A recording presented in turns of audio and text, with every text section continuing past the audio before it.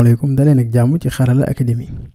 mbokk yi seen Xarala Academy di top suñu formation Python Django tey suñu vidéo dañ leen bëgg wax naka ngay récupérer information yi utilisateur bi di dugal voilà léegi loolu pour ñu def ko comme li ma commenté woon dama koy dindi léegi if request égale méthode point méthode égale à post auteur égale request point user nom égale request point post nom voilà léegi nom bi variable la beneen nom bi nekk fii nii moom mooy bi muy jël see fii moo nekk anam sax mooy lii voilà boo ko changé tamit name bi boo changé def fii leneen loolu ngay récupérer léegi mel ni loolu laa récupérer wala récupérer wu ma ko dama koy afficher console bi print égal par exemple non ok léegi ñu xool léegi bu ma defee nii nom bi du ñëw parce que requête bi nekkul post léegi damay renseigner fii par exemple dans vaca bu ma defee enregistrer xool fii en bas récupérer na nom bi voilà léegi noonu la ñuy def récupérer yeneen variable yëpp ok donc dama koy copier rek ligne bi prénom email téléphone ok léegi bii nii dama koy changer par prénom bi ma changer que par téléphone bi ma changer que par email ok léegi am nañ données yi pare léegi bu ñu amee données bëgg a def dañoo bëgg créer un nouveau utilisateur voilà di conseil nag à chaque fois boo defee lii nga daal di xool sa variable yi ndax vidduñ nga xool variable ndax données yi nga soxla ñëw nañ wala ñëwuñ voilà parce que waroo bàyyi utilisateur bi rek mu dugal lu ko neex mais loolu nekkul objectif vidéo bi objectif vidéo wan leen naka ngay créer un contact voilà léegi damay déclarer benn variable contact égal ma def contact bii nii contact si modèle bi mu nekk nii point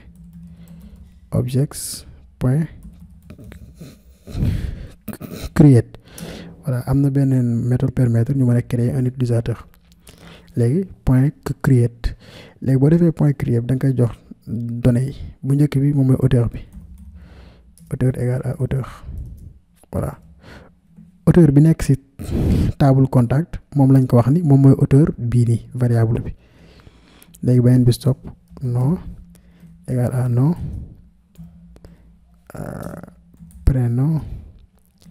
égal à prénom téléphone égal à téléphone email égal à ok léegi bu ñu defee données yi pare lan lañ bëgg dañ ko bëgg sauvegarder voilà léegi def contact point save léegi ñu xool ndax waaw léegi bu ñu sauvegarder contact pare lañ bëgg dañ koy rediriger vers la page contact donc dañuy def return redirect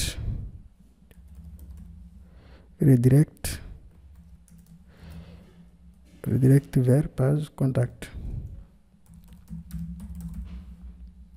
ok bon redirect daf mel ne importé wuñ ko léegi kañ importé ko fii nii ok léegi importé nañ ko ci kaw ok c'est bon léegi ñu xool ndax dina marche wala du marché attends léegi bu ñëwee page contact comme gis ngeen contact bi dafa vide léegi ma ajouté benn contact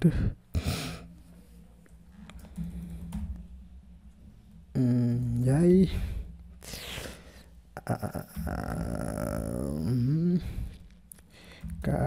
cash@mi.com